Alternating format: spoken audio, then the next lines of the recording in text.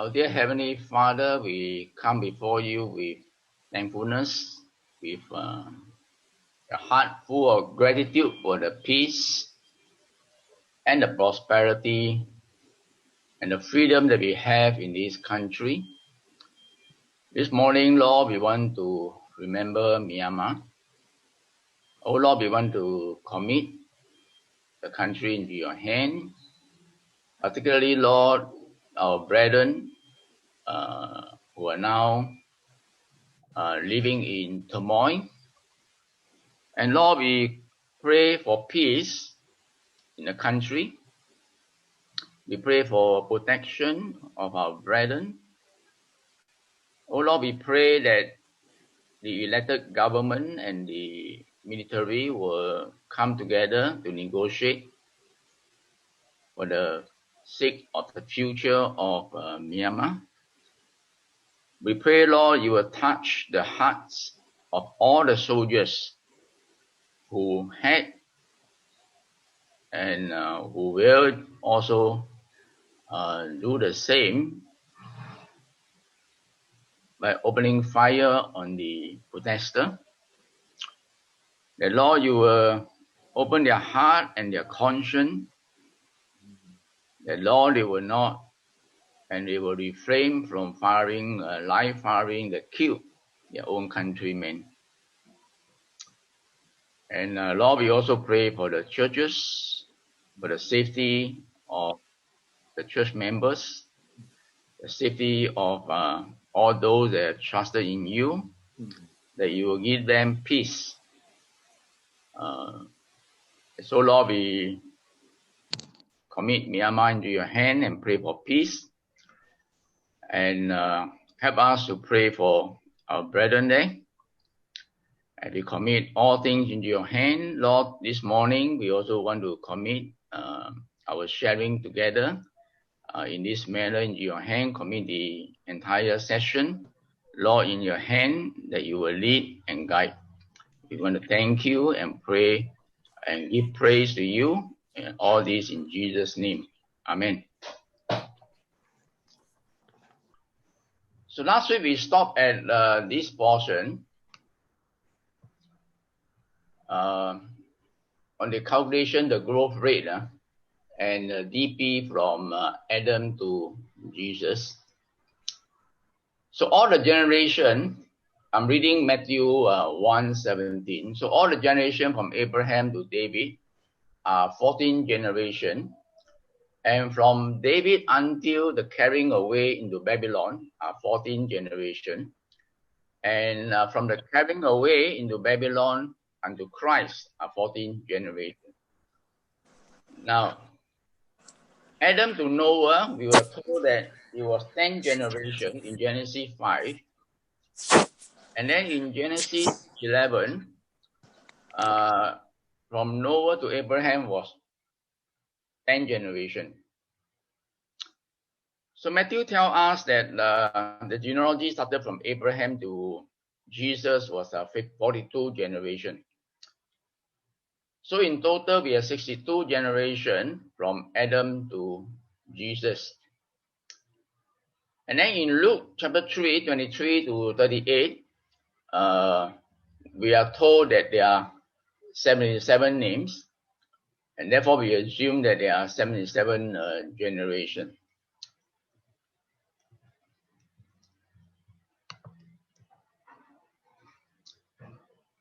So if we were to take the GI at the 50 years, if we take 62 generation multiplied by 50, we will get 3,100 years. Of course, this is clearly short of 4,000 years that we expected. So actually, Matthew genealogy traces the ancestor of Joseph, and Matthew record 42 generation from Abraham to Jesus, and had intentionally listed 3 sets of 14 generation. Its entire idea is to mark the important historical point in the history of Israel. So he has left out many names like Jehoiakim that the Bible has recorded. Now, Matthew's main intention was to prove that Jesus was the direct descendant of both Abraham and David and had the legitimate right to be the Messiah as prophesied in the OT. So we now choose one article from Conforming to Jesus to illustrate our point. And what he did basically is that he compared Matthew 1:17 and Luke 3:23 to 38. So if you look at Luke itself, it starts from God, and then you went down to Adam, to Seth, and all the way to Tara. And then both part of the scriptures talk about Abraham all the way to David. And down the road, you see that we have Solomon, Rehoboam, and all the way to Jeconiah. But in the book of Luke, instead of Solomon, you notice that Nathan was mentioned. And also they use a different name instead of Jeconiah to Neri. And then we come to the last portion, the next 14. And the last one basically down to the father of Joseph and Jesus. Now this is another chart that I took that show the age of the individual forefathers, the patriarch. And you can see here that they are listing only the first 20. Now Adam started with 0 years and he lived 930 years. Okay, I draw your attention to one interesting thing, that is the number of generations that are alive during Adam. So if you look at the chart itself, you see that Seth was between the active generation that are alive, and then you have Enos, and you have Canaan, and then you have Mahalalel, who is also alive during the days of Adam. And then you have Jerah, Enoch, and Methuselah. And I think also Lamech. Okay. And of course, Noah was born after Adam. So we have actually, including Adam, we have actually 1, 2, 3, 4, 5, 6, 7, 8. So there are 8 generations that were alive during the days of Adam. Please take note of that, because later on we will look at this in another section. And also, if you look at the number of years, Adam started with 0, and then we have the significant years of 1056 here, where Noah was born, and down to 2008, where Abraham was born after Adam was born. And this gives us a number of years how we can trace the genealogy of Abraham. But from past discussion, you realize that some of these data may be a little bit different from academia researcher or theologian, and that is something that we should take note of. Okay, so the significant years actually Noah, and then we look at the day of Adam. Now the estimate age of mankind, the Bible gives us the years from, if we look at Genesis and 15, and from the table itself, Adam to Noah's is 1,556 years, and then the flood Noah entered the ark 600 years after he was born, right? So it's 1656, the years after Adam. And Noah died in the year 2006. Now from Adam to Abraham, we know that it's 2008. So Matthew wants to, if you look at Matthew chapter 1:17, the whole generation from Abraham to David generation, and from David to the deportation to Babylon was 14th generation. And then from Babylon to Messiah is 14th generation. Now, if we assume from the past discussion that we have an average of approximately 50 years per generation, then 42 generation will give us about 2,100 years. Therefore, from Adam to Jesus,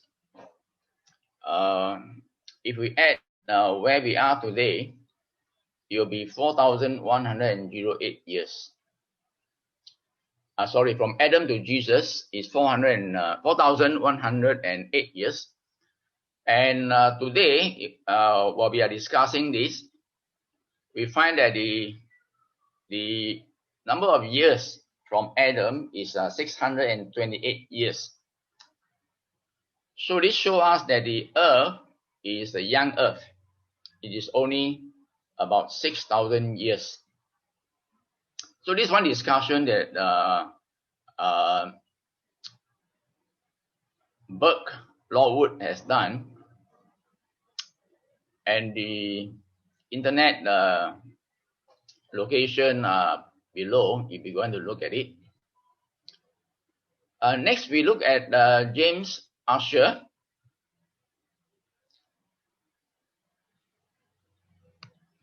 Now, the following is a summary of important dates found in James Ussher's Annals of the World.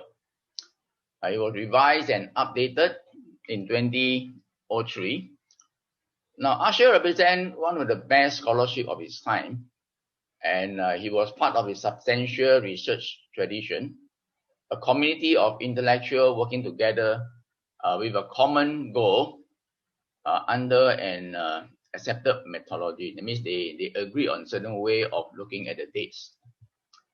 And if you go to Ussher's Annals, he believed that the earth is 404 years from Adam to Christ. And you have seen this before. So we look at the important date itself.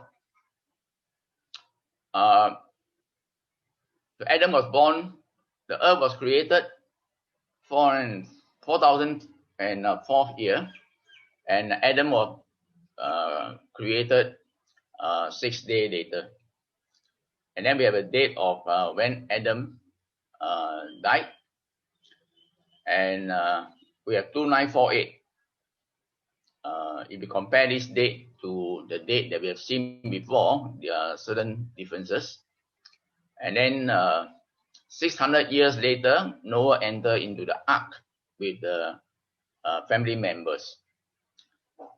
And then we have a date 1996 BC, where Abraham was born, and he was 75 when his father Terah died at the age of 205. Then the important date again is when Israel was born, 1836, where Jacob was born, and then when Jacob died, 1689. Okay.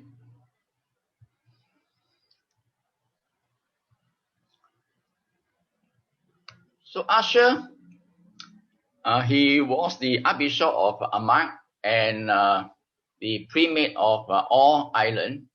He proposed a date which differ a little bit from other biblical-based estimates, such as some of the experts of his time and subsequent.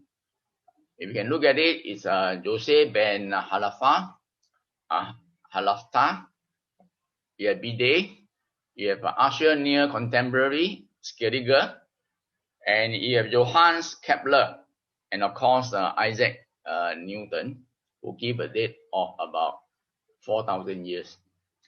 For any one of us who are really interested to look at it, this will be the good material to do a research and to establish the difficulty on how they come to the exact date. Now, this session is very easy to calculate using the chronology data in Genesis 5 to 11.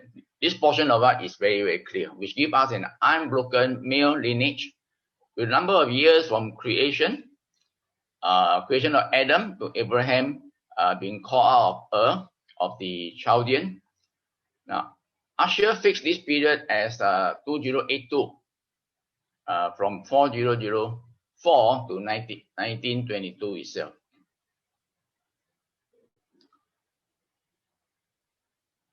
Usher wrote that the time from Abraham leaving Haran to Exodus was 430 years. I think the previous speaker has discussed substantially on this. Based on Abraham's descendants suffering a period of 400 years of persecution, commencing 30 years after Abraham left Haran. Now, 1 Kings 6, if you recall, said that 480 years elapsed from the Exodus to the beginning of the construction of Solomon's temple in the 4th year of the reign of Solomon. Therefore, the temple foundation was laid 910 years after Abraham left Haran. And this 910 years span between 1922 to 1012 estimate. Again, all the dates are based on Usher. And he said the period of the temple led to Babylon captivity. This period is the most difficult to calculate due to the repeated difficulties in correlating the regnant years of the kingdom of Judah and Israel. Now, simple addition of the reign of Judah's king result in a total of 430 years. But by positing a few overlapping reign, Usher shortened this to 424 years. In other words, 1012 to 588. Okay. So here, from Usher's article, we can realize that the most difficult part of it is looking at the kingdom of Judah and the kingdom of Israel, and the number of kings and their reign and the number of years that they reign. Those pose certain difficulty in getting the actual year to arrive at the Adam to Jesus. Now, after reckoning the years from creation to the last king of Judah, Usher used 2 Kings 25:27 to establish the length of time from the creation to the accession of Babylonian king Emel Marduk, and he is also known as the evil Merodach. He then used information from the Babylonian, Greek, and Roman sources to fix the date of Emel Marduk, enthronement at 562 BC, after Nebuchadnezzar's death, from which he was able to deduce a creation in 4004. Here, basically, it says that apart from depending on the biblical text and data, Usher also used external data, historical data, to come at a certain date itself. So this is another estimate by Bishop James Usher, who claimed that from the day of creation of the earth and Adam to Jesus is 404 years. Next, we want to look at certain mathematical formula. Now, this part is the most difficult because I'm not a mathematician, but I've taken certain model to take a look at how we can arrive at the young earth with certain articles that have been written by expert here. So first we look at Henry M. Morris. He said that assuming that human population increased dramatically, the increase each year is equal to a constant proportion of the population of the previous year. Now this is his assumption. Then this relationship can be expressed in mathematically as Pn equal to P, the population at that time,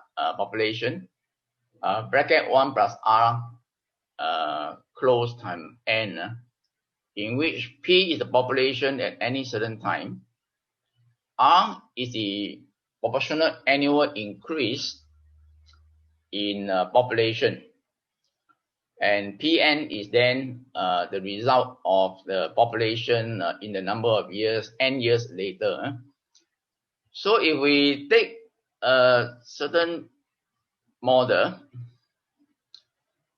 a simple model since the day of creation to Noah, okay, or Noah to now. So we are using two examples. Now, if Pn is the total population today, today we have 7.54 billion people, and P equal to Adam plus Eve. So we have the 2%, okay, and then N we assume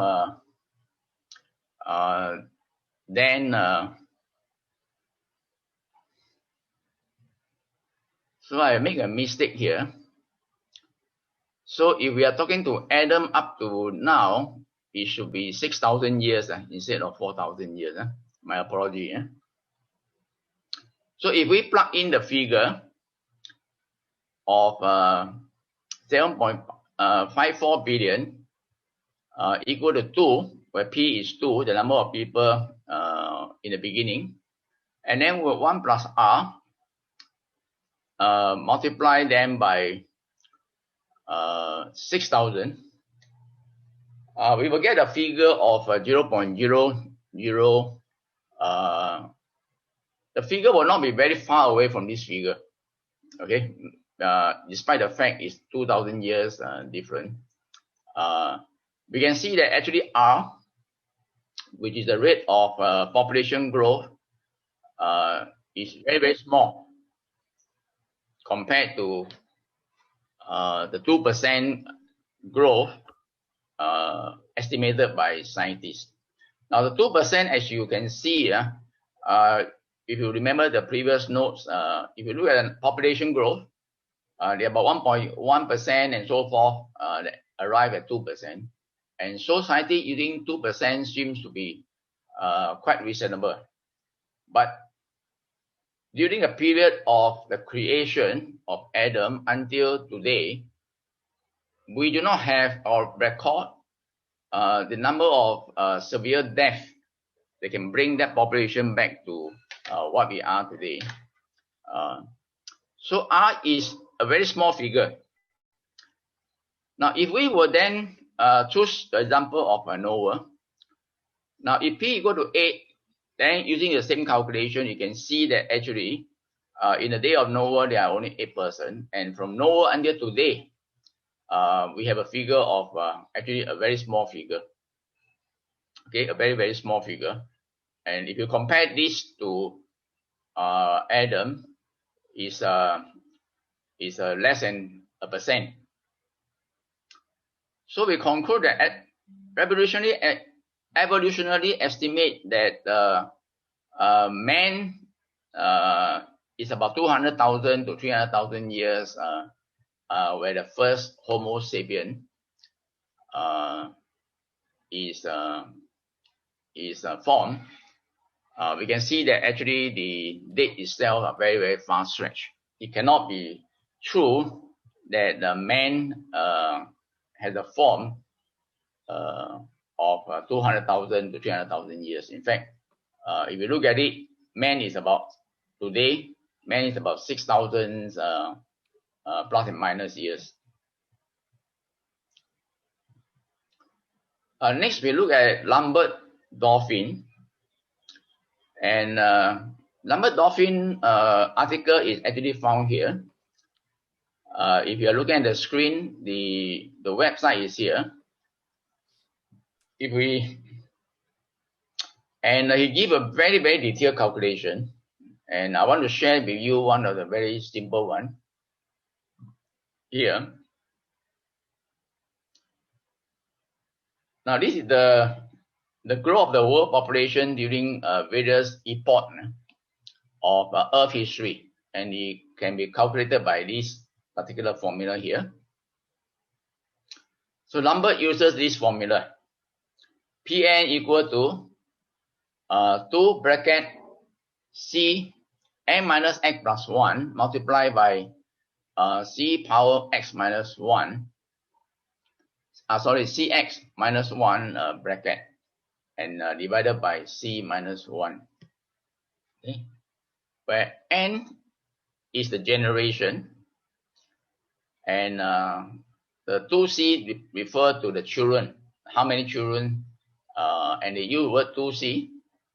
So C will then be half of the children of a particular generation.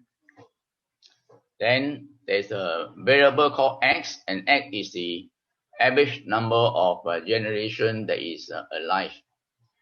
You remember when we look at Adam, 7 generations were alive during his lifetime, so x will be 7. But in general, you find that x is much smaller now because men do not live that long today. So Pn is the population after n generation, beginning with 1 man and 1 woman. And then n is the number of generation. And this is found by dividing the total time period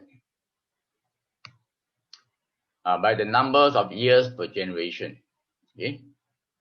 And then the variable x can be thought of as the number of generation they are alive when Pn is calculated. And C is half the number of children in the family. This is a bit mathematical, and but this is still okay. This I think is a straightforward formula. We can look at it.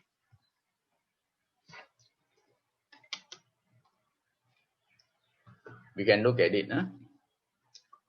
Now we take Israel for example, and this one we can argue over it. We don't need to do a calculation. The population of Israel when they enter into Egypt, Exodus 1:15 tells us they are 70. And this one we have discussed this before. The 7th generation of Jacob, the children and the grandchildren, they come out to a figure of 70 that enter into Egypt. And the author actually says that they stay 400 years in Egypt, and the Bible recorded that the population equal to about 2,600,000 able men, found in number 2651. But from our previous discussion, it was pointed out that the actual stay of Israel in Egypt is about 270 years instead of 400, because 400 started from I think in this case was the day of Isaac. And we do assumption. Now, assuming 1 generation is 40 years, with 1 couple, therefore it took about 10 generations. If you use 400 divided by 40, then of course we got 10 generations, which author claim. You need only 10 generations, or 10 generations itself to produce 2 million Hebrews. Okay, they are not called Jews at that time, Hebrews. But if we were to use 270, then I get about 6.75 generation. Assuming that 1 generation is 40 years. Now let's take a look at what evolutionists say. Evolutionists basically claim that the Earth is X number of million years ago. Okay. And we want to show that this is almost impossible. Almost impossible. Okay. So one of the claims is that the Earth was created, or the Earth was formed with a Big Bang a few million years ago. And at the same time, they say that that man came from ape, and we only come to a human form, so-called Homo sapien, about 200,000 to 300,000 years ago. Now let's do a calculation here. If the Earth is 1 million years, and this is really a very pure calculation, and this is what author says. This is what author say.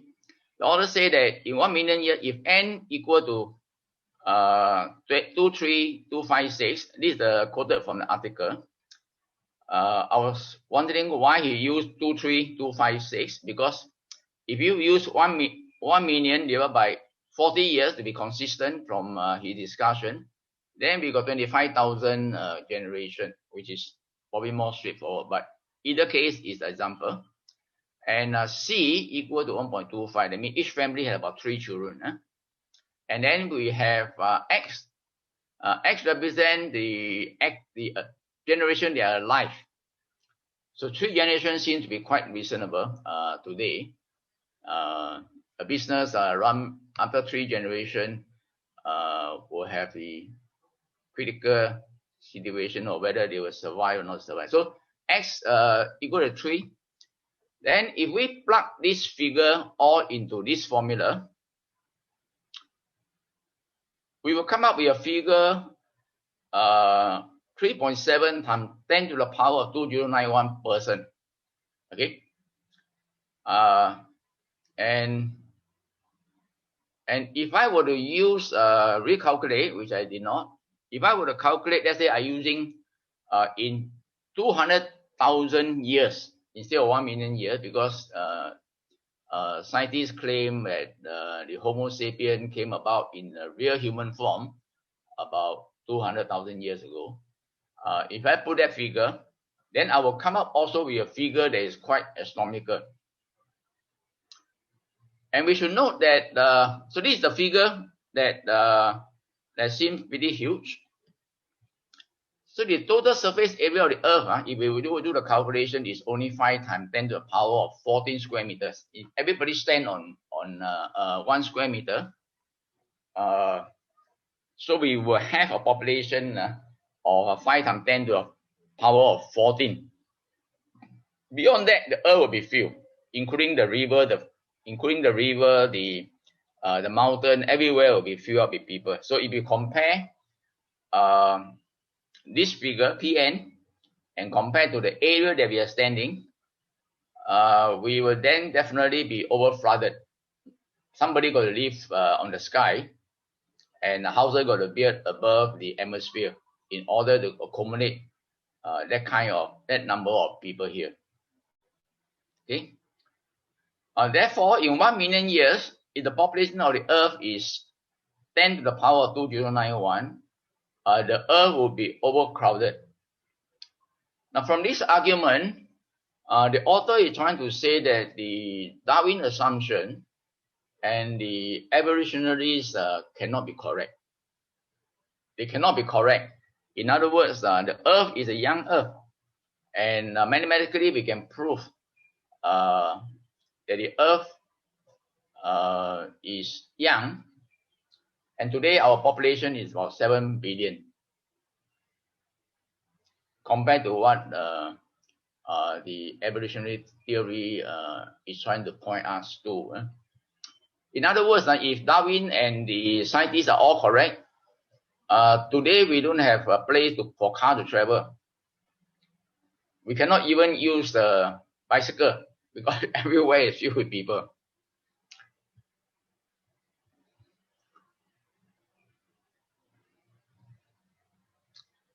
Now this is a quotation that I took from the paper. In the very beginning of the paper, the author of the paper has cited Darwin and also another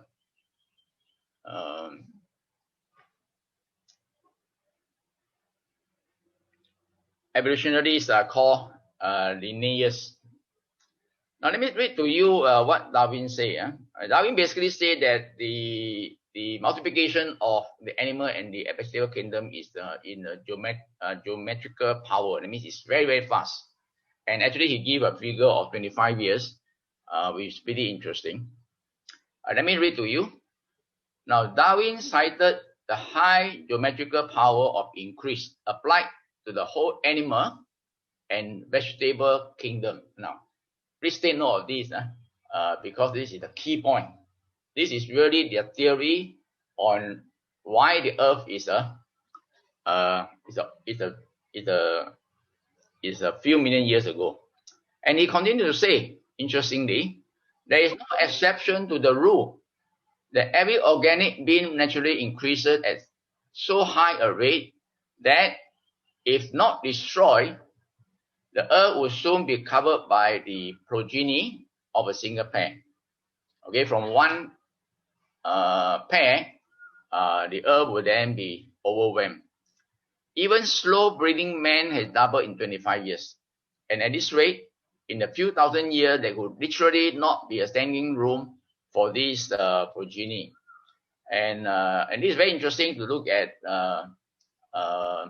Darwin's claim. And we have actually proven 25 years is probably half of what actually happened. So Darwin actually erred in this claim that man will double in 25 years. Now another gentleman, Linnaeus, he has calculated that if the annual plant produce only two seeds, of course we know that plant will produce more seed, but he just say that if the plant produce two seeds, and the next year the seedling will produce two, and so on. And he claimed in 25 years there will be 1 million plants. And again he claimed the example of elephant. Now elephant is reckoned to be the slowest breeder of all mammals. And he said, I have taken some pain to estimate its probable minimum rate of natural increase. And it will be under the mark to assume that it breeds when 30 years old and go on breeding to 90 years old, bringing forth 3 pair of young in this interval. If this is so, at the end of the 5th century, so you bring forth 3 pair of an interval, and if it is so, at the end of the 5th century, there will be alive 15 million elephant descendant from the first. This is a very interesting remark quoted here, and we want to take a look at this. So I make a conclusion here. Darwin and evolutionists claim that the Earth will be overpopulated to the natural rapid growth. Now let's think a bit, okay? In the day of Darwin, if Darwin is alive, and if he was thinking about this theory, he would then face with a real problem as he sees things around the world. Number one, from what Darwin say, the world at that time would have already been overly populated. In other words, in his eye, he will see, if his theory is correct, what is happening, right? And yet, he did not come to that point. Now, so I conclude here that Darwin cited the high geometrical power increase applied to the whole animal and the vegetables kingdom. I even say that even slow breeding man will double in 25 years. And in a few thousand years, literally there will be no place for this generation itself. And again, I remind you on Linnaeus, he has calculated if the annual plant produce 2 seeds and so forth, we will have 1 million plants. So here I say, on one hand, evolutionary claim that rapid geometrical growth rate of animals, vegetation, and even human being. On the other hand, they claim that the Earth is a few million years, 150 million years or few hundred million years, and the Homo sapien formed 200 to 300,000 years. Now, Darwin could have realized that his observation of the world as his time when he was alive was grossly against his theory. Now, if he was true, the Earth must have been grossly populated at his time. Yet, as we observe today, the population of the Earth is about 7.54 billion in the today while we are still talking. So this can prove, and if Darwin's theory is correct, then today we really have no space to move.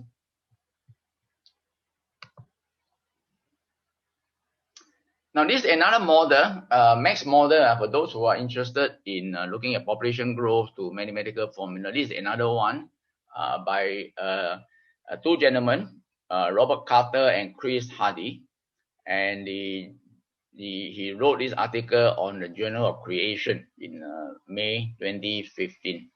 The website is given below. We are not going to discuss this because we have already used two mathematical examples. But if you are interested, please go to the website and take a look. So I got to make a conclusion. And my conclusion is based on Henry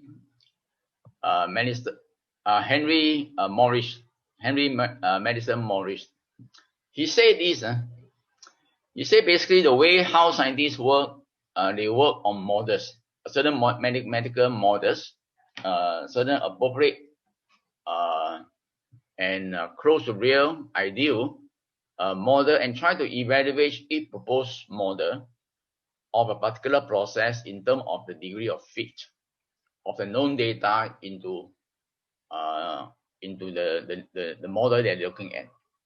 Now, on this basis, we are abundantly justified in concluding, he said, that the creationist model with its brief chronology fit the actual known data of population statistic far better than the million-year evolutionary model. In terms of scientifically accepted standard of evaluation, this can only mean that on this issue at least, creationism is much more scientific than evolutionism.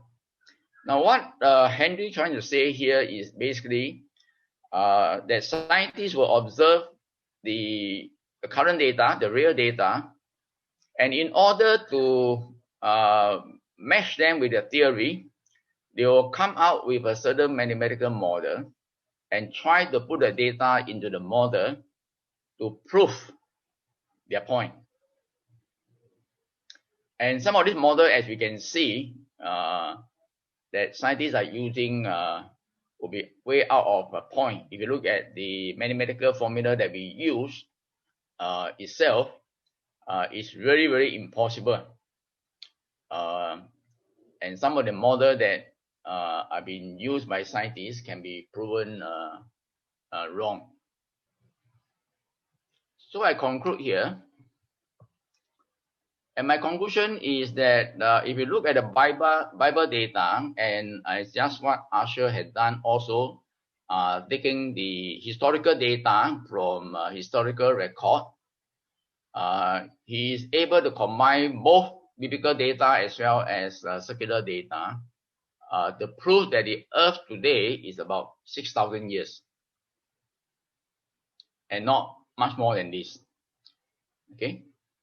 So from the population statistic aspect, we examine the world population. Number one, we examine the census of Israel. That means the population of Jacob. And then the years from Adam to Jesus.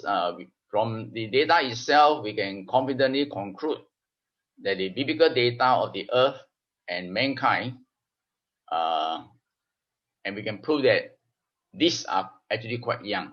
Young in the sense of a relative comparison to what evolutionary claim. Evolutionary claim that the Earth is a few million years, but we from the biblical data as well as secular data, creationists are able to deduce that the Earth is actually about 6,000 years plus and minus, and mankind is created 6 days after the Earth. So the lifespan of mankind from Adam to what we are today is about 6,000 over years itself. Now, just to recall, in studying this topic itself, there are certain important terminology that we use. We have DP, a dual population. We have GI, generation interval. And these are always been used if you study population growth. These are common terminology that are used. And we can also see that the Bible itself gives us enough data for us to conclude, plus and minus, that the Earth is a young Earth. Now, remember, Usher actually claimed that the most difficult part of his calculation and coming out with the book, The Annals of the World, is the year of the kingdom of Judah and Israel. Now, after the death of Solomon, the kingdom was split into two, and from there, the book of Kings, the book of Chronicle record the number of kings and their lifespan. From it itself, many of the data are missing, especially in terms of the years of reign and the life of the king during those years.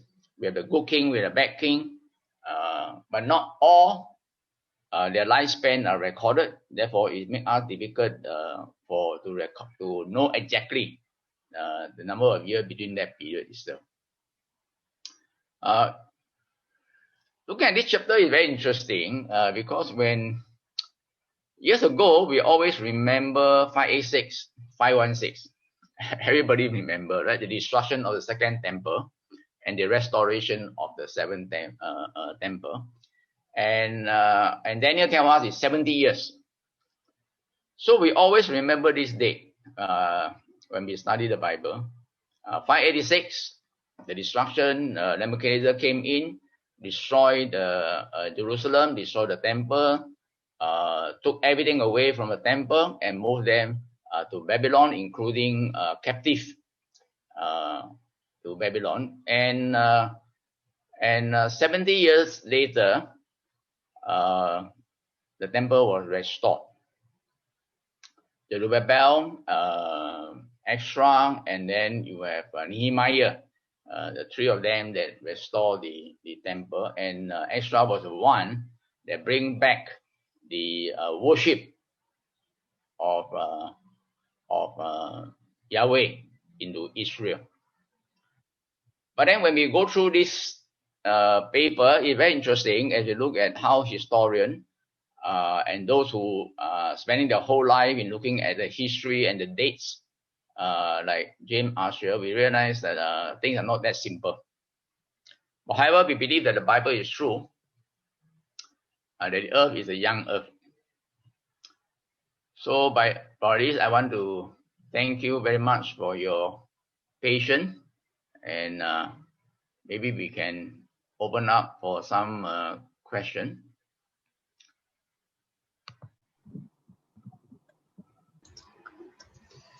Hello, Beng.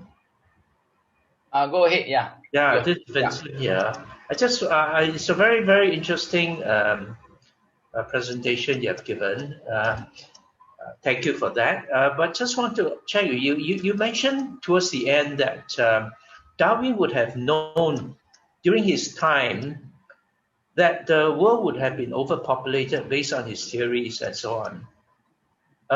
But yet, that study called evolution still exists. Why is that so? Why do you think that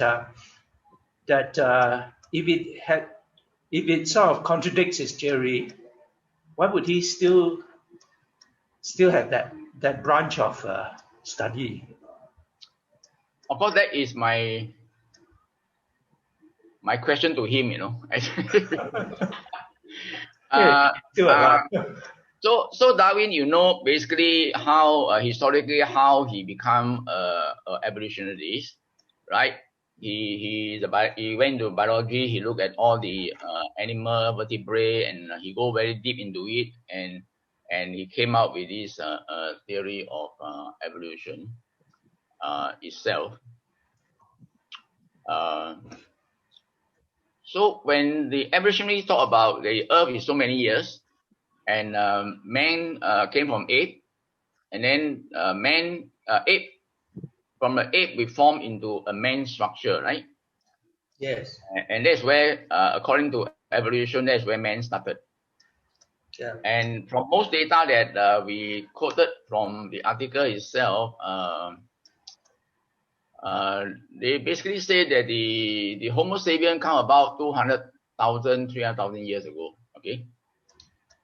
So if we take basically 200,000 years, which we have proved, and multiply by the growth, even if we use 25 years or 50 years, the Earth could have already been overpopulated. Exactly. That's Yeah.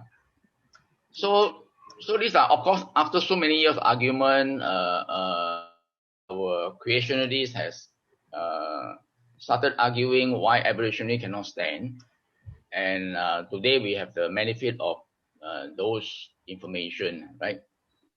How to rebut the evolutionists and to prove that they are not. I mean, it's not logical because based on Max itself, if man is formed or man is created 200,000 years ago, if you use Max itself, we could not be 7.1 billion. Or between the period, just like Noah's case, the whole earth is destroyed, and then man start again. But from the Bible, we are told that the flood happened once only, and throughout the history, there was no such occurrence again, whether by fire, earthquake, or tsunami, or whatever cause.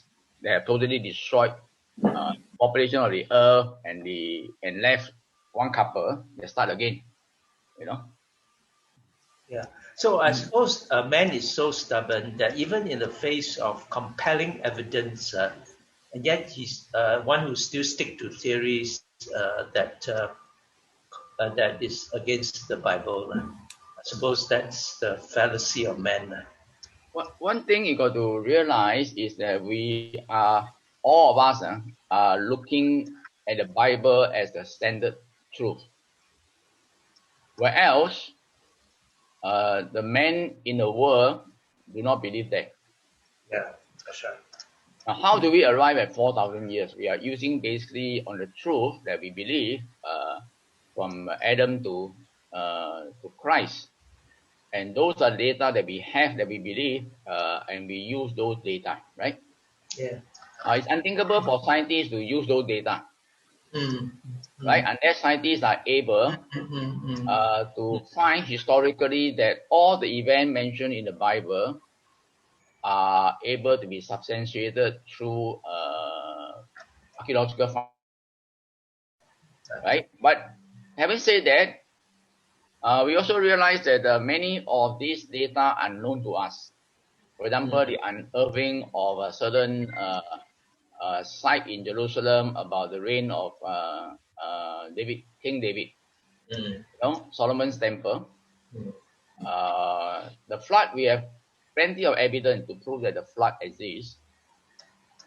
But yet, secular society may not accept that. So we had from the far away view looking forward, we realize that the worldview that Christians have and the worldview that the world has, they are always in conflict. That's why the Bible tells us that we are not of this world. Yes. Okay, thank you. If I can interrupt, Beng Hong, you still have one more week next Sunday, so you can also deal with Q&A. But also on that question, if you read Darwin's On Origins, actually he was very puzzled because of Malthus' data, and he wrote one whole chapter, chapter 3, to talk about this case. That why species will not survive, struggle of existence, and then talk of wars and disease and checks of increase. But after writing and looking at all the data, he still have to admit that there's no exception to the rule of increase now. So what you quoted actually was his dour conclusion, where he had to concede that he cannot solve this. Darwin couldn't solve a lot of problems, which we shall see even when we come to chapter 10 on genetics. He couldn't solve a lot of problems. But yeah, it was good lesson today, Beng Hong. Matthew started actually from Abraham and not from Adam, whereas Luke started from Adam. That's why there are different number of generations. Yeah. And Luke, conservative scholars believe Luke is from Mary's lineage or parentage, whereas Matthew is from the Joseph's lineage. Yeah, there are also still challenges here and there that one name was missing, Canaan, um, which was in Genesis but not in the Gospels. But but it's not too serious. So one other area you didn't really cover in depth, Beng Hong, is what we have today that Matthew Henry, no, Henry Morris didn't have, which is DNA. So in DNA, we have the mitochondrial, which is from the mother's side DNA, and maybe we can cover it next week, where going by those DNA, we know that 34 generations ago, 30 generations ago, all the Europeans today can trace back to one common ancestor. And if that was extrapolated to the other races, 34 generations ago, we all have a common mother, 34 generations. So, and that we're looking at, we don't know whether the common mother existed after the flood or before the flood, right? So we have to keep in mind there's always two periods of time from Adam to the time of when Noah was 600 years old and Methuselah died in the year of the flood. And then after the time of the flood until today. So that will give you your 6,100 plus years until today. All right, so over back to you, Beng Hong. Just a small comment from me. Yeah. So when I look at the DNA portion, uh, actually I'm not confident to present actually, because it's totally out the realm of my understanding. In other words, I got to maybe spend some time reading that through and reading exactly what the basis of DNA and so forth, So when I read through that article itself, at first it doesn't convince me. That's one thing, because I probably lack a lot of data to fill out the gap. Yeah, that's why I left it out. Yeah. Beng Hong, Mark here. Can you hear me? Yes, I can. Yeah. Two questions. Now, in your first slide, you use 50 years for one generation, but subsequently you use 40 years. So just wonder, what is the basis for that figures or to set the years for generation? Because another thing is, if you look at today's context, most people have children around 20 plus, 30 years like that. So I think we should use that interval as generation, as the duration for generation, rather than I mean that's my sense. Yeah, that's question one. Question two is you have a formula just now about Pn equal to P multiplied 1 plus R and so forth and so forth. That formula to calculate population. Now, as I look at that formula, it is a straight line, linear straight line. I have a feeling that the population growth is probably an exponential curve rather than straight line. So I wonder what others argument does people have in that context? Yeah. So you notice that when the last week before we end, if we look at the population itself, we look at the last portion of it, we realized that the population doubled in 50 years, right? And the author of the article also say that if we divide 70 by 50, that gives us something. So 50 years was used. We find that is in the beginning part of it. We find that it's very, very suitable because 50 years is very reasonable. Now the last article that we quoted, the mathematical side, we quoted 40 years. The 40 years doesn't come from me. The 40 years actually came from the author. And because he has used 40 years, so I actually follow 40 years. Okay, and the reason is because I do not know why he used 40 years. He could have his own reason why he think that based on his study and understanding that 40 years is a reasonable data that he used, you know. So that give rise to the differences of data use. But if I were to use, I will use 50 years. You know. Can I share a screen? If you look at the world population, the first census actually happened in 1950, a world global census. Before that, the UK started it after Malthus' time, and not many countries had a census of population. But what actually we saw is that population growth was was not so uniform. There were good years and bad years, rapid growth and slow growth. So this can vary that interval time. And of course, in the time of the Jews or Israel, the Israelites in Egypt, they grew very, very fast. Maybe 17 years, they doubled. So this year's actually changes from time to time. And after the World War, with the baby boom and all that, so it's erratic. But whatever way you look, whether you say it's 1%, 0.9%, 2% or whatever, you don't have your trillions of years, right? And we already saw 2 to the power of 40 is 1 trillion. In the computer world, we say 32 bits is 4 gigabyte, 2 to the power of 32.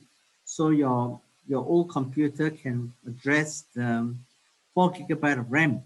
64-bit is mainframe, is endless, 2 to the power of 64. There's no such thing as 100-bit computer. 64 already is too much.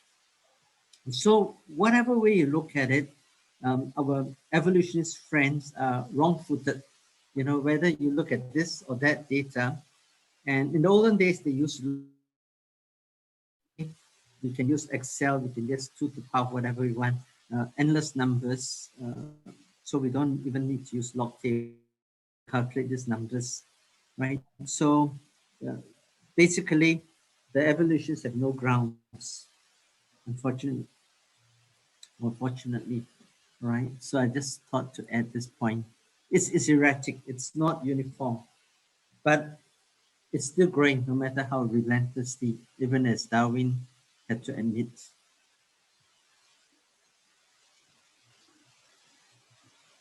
Right. So Mark, your second question on the linear curve, and you are absolutely right. If you look Lambert's article, most of the projection are actually exponential. You go below and then you suddenly go up. So that is exponential.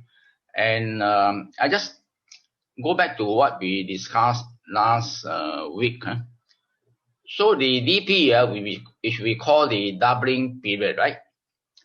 And its definition is that it's the average time for a population to double via exponential growth. So for the simplistic calculation, there are many ways of doing it. One way is we use a linear equation.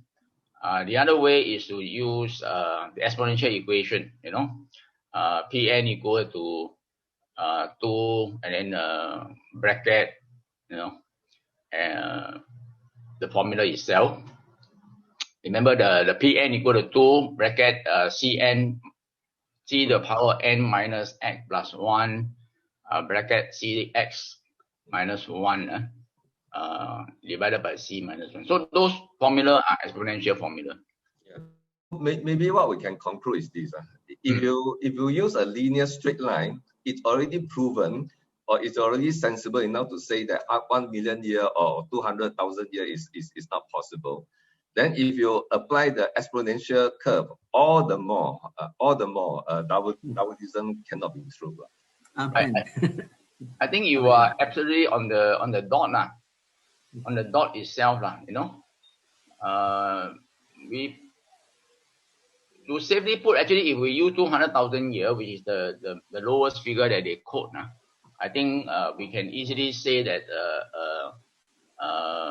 evolutionists are quite out of the truth lah.